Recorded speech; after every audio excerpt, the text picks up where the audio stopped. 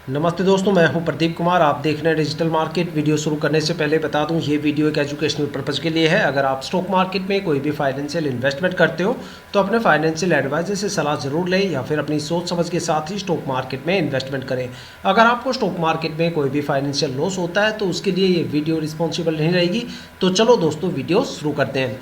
दोस्तों, आज हम बात करने वाले हैं ओरिएंट प्रेस स्टॉक के बारे में। देखा जाए तो ये स्टॉक इंडस्ट्रियल प्रोडक्ट सेक्टर से बिलोंग करता है। देखो, आज इस स्टॉक के बारे में 3 ऐसी इंपॉर्टेंट चीज़ बताने वाला हूं जो हर एक इन्वेस्टर्स को किसी भी स्टॉक में इन्वेस्टमेंट करने से पहले बिल्कुल पता होनी चाहिए। अगर ये 3 चीज़ आप जान जाते हो तो समझ लो आपने उस स्टॉक के बारे में 60 से लेकर 80% तक जो डीप फंडामेंटल एनालिसिस है वो मात्र चंद मिनट की वीडियो में कर डाली। उसके बाद आप एक डिसीजन तक पहुंच सकते हो कि भाई आपको स्टॉक में इन्वेस्टमेंट करना चाहिए या फिर नहीं करना चाहिए। देखो, यहाँ पे मैं सारी चीज़ें आपको प्रैक्टिकल बताने वाला हूँ, लेकिन उससे पहले मैं कुछ ब्रीफ समरी यहाँ पे उसके बारे में आपको दे देता हूँ।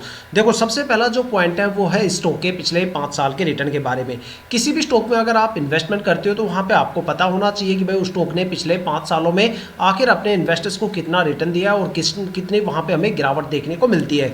जहाँ से आपको एक आइडिया मिलेगा, एक पैटर्न आपको देखने को मिलेगा कि वो स्टॉक शॉर्ट टर्म में ज़्यादा प्रॉफिटेबल है या फिर लॉन्ग टर्म में ज़्यादा प्रॉफिटेबल है, या फिर ऐसे कौन कौन से नेगेटिव टाइम ड्यूरेशन हो सकते हैं जहाँ पे आपको स्टॉक में भर भर के गिरावट देखने को मिल सकती है, या फिर ऐसे कौन कौन से पॉजिटिव टाइम ड्यूरेशन है जहाँ पे आपको स्टॉक में भर भर के रिटर्न देखने को मिल सकता है। मैक्सिमम स्टॉक में कितनी गिरावट हो सकती है या फिर मैक्सिमम वो स्टॉक कितना ज़्यादा रिटर्न देने का दम रखता है, ये सारी चीज़ें आपको पता चल जाती है मात्र उस स्टॉक के पिछले 5 साल के रिटर्न देखने से। अब बात करते हैं दूसरे सबसे मेजर पॉइंट के बारे में। जो पॉइंट है ये है स्टॉक का शेयर होल्डिंग पैटर्न के बारे में। देखो, आप जब भी किसी भी स्टॉक में इन्वेस्टमेंट करते हो तो जाहिर सी बात है आप भाई स्टॉक के बेसिक फंडामेंटल देखते हो, जैसे फाइनेंशियल कंडीशन, या फिर आप ये देखते हो, ज़्यादातर बंदे तो ये देखते हैं भाई यहाँ पे प्रमोटर डीआईआई एफआईआई की होल्डिंग ठोक ठोक के भरी है तो भाई ये स्टॉक आने वाले टाइम में मल्टी बैगर स्टॉक बनेगा या फिर भर भर के रिटर्न देगा। तो भाई ऐसा बिल्कुल नहीं होता। देखो, अगर आपको ये चीज़ें तभी पता चलेगी जब आप इस स्टॉक के बारे में, किसी भी स्टॉक के बारे में 1.5 या 2 साल तक कंटिन्यू एनालिसिस करते हो, तब जाके आपको ये चीज़ें पता चलती है। हम लोग यहाँ पे मल्टीपल स्टॉक्स के बारे में एनालिसिस करते हैं तो हमारी स्किल थोड़ी सी ज़्यादा इंप्रूव हो जाती है और उन चीज़ों का हमें पता चल जाता है। तो यहाँ पे मैं बारीकियाँ आपको शेयर करने वाला हूँ। देखो, किसी भी स्टॉक में इन्वेस्टमेंट करने से पहले वहाँ पे प्रमोटर की होल्डिंग 50% या उससे ज़्यादा होनी चाहिए। अगर किसी भी स्टॉक में प्रमोटर की होल्डिंग 50% से कम है तो भाई आपको समझ जाना चाहिए कि प्रमोटर अपनी होल्डिंग को जल्दी से रिलीज करने की कोशिश करेंगे, जिससे आने वाले टाइम में आपको स्टॉक में स्ट्रेस लेवल ज़्यादा देखने को मिलेगा, स्टॉक के रिटर्न कम देखने को मिलेंगे। अगर किसी भी स्टॉक में प्रमोटर की होल्डिंग 50% से ज़्यादा होती है, मान लो 70, 80, 90% या इससे ज़्यादा है, तो भाई वो स्टॉक या तो मल्टीबैगर बन जाता है या फिर वो स्टॉक एक अच्छा खासा भर भर के रिटर्न देता है। देखा जाए तो प्रमोटर ही सबसे ज़्यादा ट्रस्टवर्दी इन्वेस्टर्स होते हैं स्टॉक मार्केट में, जो किसी भी स्टॉक के साथ लंबे टाइम तक रुकते हैं और उस स्टॉक के बारे में और उस कंपनी के बारे में सबसे ज़्यादा इन्फॉर्मेशन रखते हैं। देखा जाए तो स्टॉक मार्केट में 2 सबसे ज़्यादा पैनिक इन्वेस्टर्स की भी कैटेगरी है। मोस्टली बंदे, अगर आप ये सोचते हो, मोस्टली बंदे भी यही सोचते हैं, और अगर आप ये सोचते हो भाई पब्लिक इन्वेस्टर सबसे ज़्यादा पैनिक है, तो फिर आपको अपने फंडामेंटल एनालिसिस स्किल को काफ़ी हद तक इंप्रूव करने की ज़रूरत है। क्योंकि स्टॉक मार्केट में जो सबसे ज़्यादा पैनिक इन्वेस्टर्स की कैटेगरी में आता है वो एफआईआई और डीआईआई आता है। एफआईआई का मतलब होता है फॉरेन इंस्टीट्यूशनल इन्वेस्टर्स। वो इन्वेस्टर्स जो डोमेस्टिक मार्केट के साथ साथ ग्लोबल मार्केट में भी इन्वेस्टमेंट करते हैं और उस पर भी नज़र रखते हैं। देखा जाए तो इन्वेस्टमेंट के तरीके से या फिर इन्वेस्टमेंट के तरीके से या फिर एक एनालिसिस के तरीके से, वो दोनों ही तरीके से पब्लिक इन्वेस्टर से हमेशा 2 कदम आगे चलते हैं। तो जब उनको पता चलता है भाई ग्लोबल मार्केट में कोई बड़ी गिरावट होने वाली है या फिर वहाँ पे गिरावट का सिलसिला शुरू हो गया है, तो वो यहाँ पे सबसे पहले बिकवाली करते हुए नजर आते हैं। जब वो बिकवाली करते हैं या बिकवाली करके निकल जाते हैं, तब जाके पब्लिक इन्वेस्टर्स को समझ में आता है कि भाई मार्केट के अंदर एक बड़ी गिरावट होने वाली है। तब जाके पब्लिक इन्वेस्टर्स पैनिक होना स्टार्ट करते हैं और एक बड़ा सेलिंग प्रेशर हमें उस स्टॉक में देखने को मिलता है। इसलिए हमेशा कहा जाता है भाई किसी भी स्टॉक में अगर आप इन्वेस्टमेंट करते हो तो वहाँ पे प्रमोटर की होल्डिंग ज़्यादा से ज़्यादा होनी चाहिए और एफआईआई और डीआईआई की होल्डिंग कम से कम होनी चाहिए। एक लेवल में आपको बता देता हूँ, अगर एफआईआई और डीआईआई की होल्डिंग 10-15% से ज़्यादा हो जाती है तो वहाँ पे एक बड़ा फ्लक्चुएशन आपको देखने को मिल सकता है। और अगर किसी भी स्टॉक में एफआईआई और डीआईआई की होल्डिंग 30, 35, 40% के लेवल को क्रॉस कर जाती है तो एक बड़ी गिरावट भी आपको स्टॉक में देखने को मिल सकती है। अब बात करते हैं तीसरे सबसे मेजर पॉइंट के बारे में। तो ये जो पॉइंट है ये है स्टॉक की फाइनेंशियल कंडीशन के बारे में। देखो, मोस्टली बंदे क्या होते हैं, देखो फाइनेंशियल कंडीशन में भी यहाँ पे आपको 3 पॉइंट देखने पड़ेंगे। मोस्टली बंदे क्या करते हैं, अगर मान लो जनरली मैं आपसे ये सवाल पूछूं कि भाई मुझे इस स्टॉक के बारे में, जो ये स्टॉक है ओरिएंट प्रेस स्टॉक, इसके मुझे फाइनेंशियल कंडीशन के बारे में बताओ, तो जाहिर सी बात है आप उस स्टॉक के क्वार्टरली रिजल्ट देखोगे और उसका जो टोटल रिवेन्यू है वो मेरे साथ शेयर करोगे। लेकिन भाई ऐसा नहीं होता। देखो जो कंपनी के रिवेन्यू होता है उसमें काफ़ी रिवेन्यू इंक्लूड होते हैं। देखो कंपनी के इनकम के काफ़ी ज़्यादा सोर्सेज होते हैं। कंपनी स्टॉक मार्केट में भी इन्वेस्टमेंट करती है, म्यूचुअल फंड, इंश्योरेंस पॉलिसी वगैरह, गोल्ड वगैरह कई चीज़ों में वो इन्वेस्टमेंट करती है। ग्लोबल मार्केट, डोमेस्टिक मार्केट में भी इन्वेस्टमेंट करती है। साथ में कंपनी का उसमें ऑपरेटिंग प्रॉफिट भी इंक्लूड होता है। तो ये सारे प्रॉफिट मिला के कंपनी का टोटल रिवेन्यू बनता है और वो हमारे साथ शेयर किया जाता है। तो लेकिन जो इन्वेस्टर्स होते हैं उनको सबसे बेसिकली कौन सा पॉइंट देखना चाहिए, इसमें एक पॉइंट होता है ऑपरेटिंग प्रॉफिट के नाम से, जिसका मतलब होता है भी कंपनी ने अपने दम पे, अपने स्टाफ के दम पे, अपने प्रोडक्ट और सर्विस के दम पे आखिर कितना रिवेन्यू जनरेट किया। वही रिवेन्यू सबसे ज़्यादा मेजर होता है इन्वेस्टर्स को जानने के लिए। देखो अदर इनकम सोर्सेज कंपनी के लिए प्रॉफिटेबल है, लेकिन स्टॉक मार्केट की दुनिया में आपको कंपनी का ऑपरेटिंग प्रॉफिट से मतलब होना चाहिए भाई कंपनी अपने दम पे आखिर कितना रिवेन्यू जनरेट करने का दम रखती है, जिससे पता चलता है भाई कंपनी कुछ कर भी रही है या फिर हाथ पे हाथ रख के बैठी है।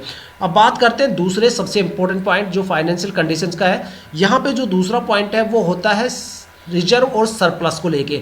देखो कंपनी का जो रिजर्व है, सरप्लस है, वो हमें बताता है भाई कंपनी यहाँ पे डेबिट फ्री है या फिर कंपनी पे कोई बड़ा कर्जा है। मान लो आपने की कोई भी सैलरी हो, आप कमाते हो कोई भी सैलरी है, आपने बैंक में 15, 20, 25 लाख का कोई भी यहाँ पे अमाउंट यहाँ पे रिजर्व कर रखा है, तो भाई मैं कह सकता हूँ भाई आप फाइनेंशियली कंडीशंस पे आप काफ़ी ज़्यादा मजबूत हो। आपने एक अच्छा खासा रिजर्व, एक अच्छा खासा अमाउंट रिजर्व कर रखा है अपने बुरे टाइम के लिए। हो सकता है फ्यूचर में कोई बड़ी नीड आपको पड़ जाए तो आपने उसके लिए एक बड़ी सेविंग कर रखी है।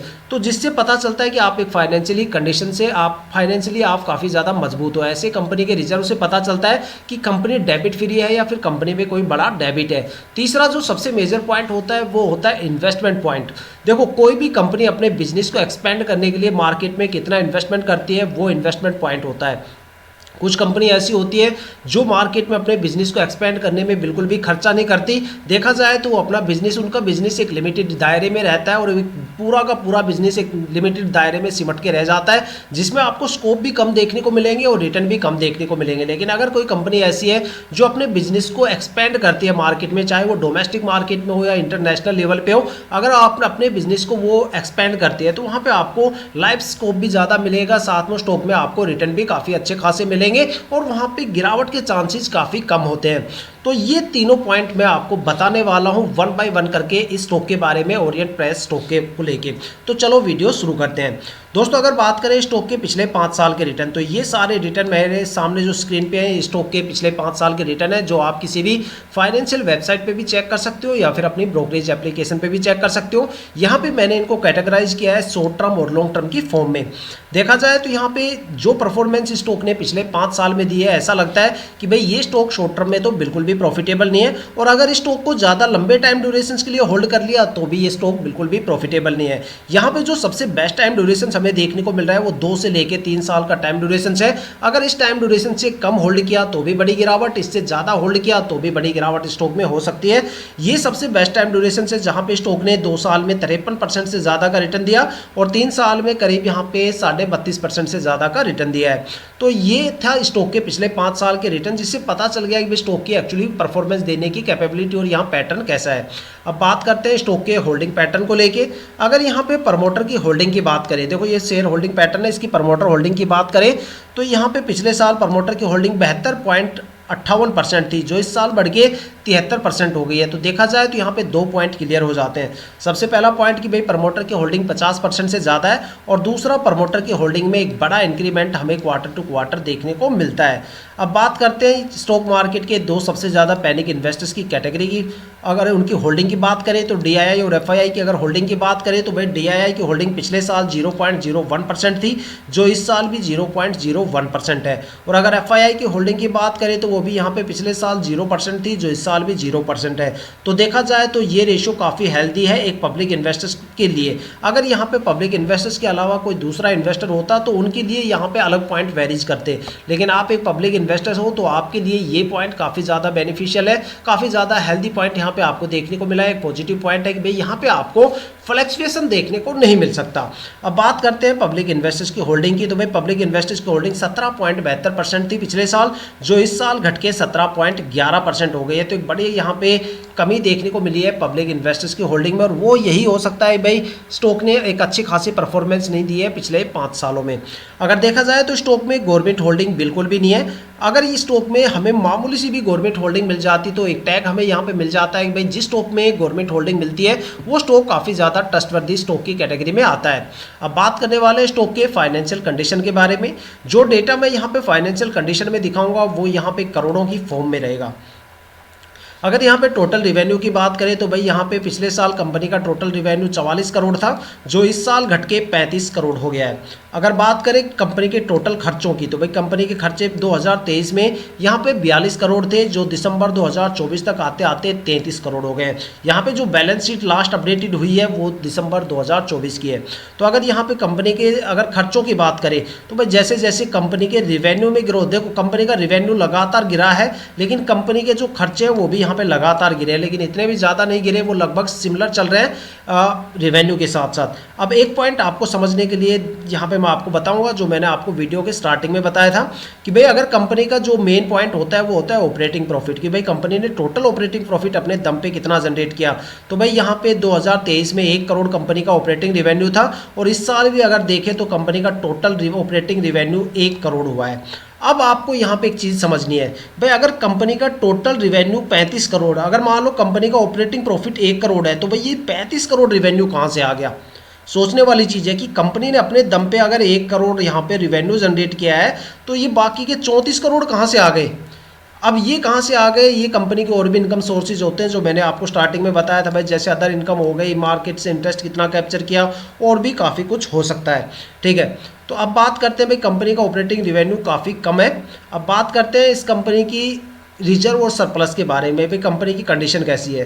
कंपनी अगर मान लो मार्च 2020 की बात करें तो कंपनी का रिजर्व 69 करोड़ था, जो इस साल गिर के 58 करोड़ के आसपास हो गया। रिजर्व में एक बड़ी गिरावट हमें देखने को मिली, लेकिन सबसे बड़ा पॉइंट यही है कि भाई कंपनी यहाँ पे डेबिट फ्री है, कंपनी पे कोई भी कर्जा नहीं है। अगर कंपनी के टोटल खर्चों की बात करें, टोटल लाइबिलिटीज़ की बात करें, तो यहाँ पे 2020 में 194 करोड़ के यहाँ पे कंपनी के खर्चे थे, जो यहाँ पे कम होके 180 करोड़ के आसपास हो गए। अब यहाँ पे टोटल जो यहाँ पे एक्सपेंसेस है वो काफ़ी ज़्यादा है, जो कंपनी के रिवेन्यू है उसके कंपैरिजन में। ऐसा लगता है जैसे आमदनी 98 और खर्चा रुपये वाला यहाँ पे सीन हो रहा है। अगर कंपनी में मार्केट में इन्वेस्टमेंट पॉइंट देखा जाए, जो मैंने आपको स्टार्टिंग में बताया था, तीसरा सबसे इंपॉर्टेंट पॉइंट फाइनेंशियल कंडीशन का, तो वो यहाँ पे इन्वेस्टमेंट पॉइंट है। भाई कंपनी मार्केट में अपने बिजनेस को एक्सपेंड करने के लिए कितना इन्वेस्टमेंट कर रही है। तो भाई यहाँ पे कंपनी ने पिछले 2020 में अगर देखा जाए तो 2 करोड़ का इन्वेस्टमेंट किया था बिजनेस को एक्सपेंड करने के लिए, और हर साल ये 2-2 करोड़ यहाँ पे इन्वेस्टमेंट कर रही है, और इस साल भी 2 करोड़ यहाँ पे इन्वेस्टमेंट किया है। अब यहाँ पे एक पॉइंट खास आ जाता है, भाई कंपनी देखो सबसे बड़ा पॉजिटिव पॉइंट यही होता है कि भाई कंपनी लगातार अपने बिजनेस को एक्सपेंड कर रही है, और यहाँ पे ये अपनी इनकम से ज़्यादा एक्सपेंड कर रही है। कंपनी ने टोटल बिजनेस को एक्सपेंड करने के लिए 2 करोड़ का इन्वेस्टमेंट किया है, ठीक है, लेकिन कंपनी ने अपना ऑपरेटिंग प्रॉफिट यहाँ पे सिर्फ 1 करोड़ है। अब कंपनी की खुद की अपने स्टाफ के दम पे 1 करोड़ का यहाँ पे रिवेन्यू जनरेट करने की कैपेसिटी है, लेकिन कंपनी ने अपनी इंटरनल कैपेसिटी से ज़्यादा इस स्टॉक को, अपने बिजनेस को प्रमोट करने के लिए मार्केट में इन्वेस्टमेंट किया। ये काफ़ी अच्छा पॉइंट यहाँ पे देखने को मिलता है। तो दोस्तों ये थी अब तक की सबसे latest information Orient press stock को लेकर। अगर आपके माइंड में कोई भी ऐसा स्टॉक है जिसमें आप इन्वेस्टमेंट करने की सोच रहे हो, या फिर आपने उस स्टॉक में इन्वेस्टमेंट कर दिया है और आपको स्टॉक के रिटर्न के बारे में बिल्कुल नहीं पता, तो आप हमें कमेंट करके अपने स्टॉक का नाम बताइए। हम आने वाली वीडियो में आपके स्टॉक को जरूर कवर करेंगे। अगर आप इस वीडियो या चैनल पे नए हो तो चैनल को सब्सक्राइब जरूर कीजिएगा, ताकि हम जितने भी डीपली एनालिसिस करके आप लोगों के लिए वीडियो लेके आते हैं उसकी नोटिफिकेशन आप तक सबसे पहले पहुंचे, ताकि आप स्टॉक मार्केट के हर पहलू से रूबरू रहें, अपने आप को अपडेट और अपग्रेड करते रहें। इसी के साथ ही वीडियो समाप्त करते हैं, मिलते हैं नेक्स्ट वीडियो के साथ।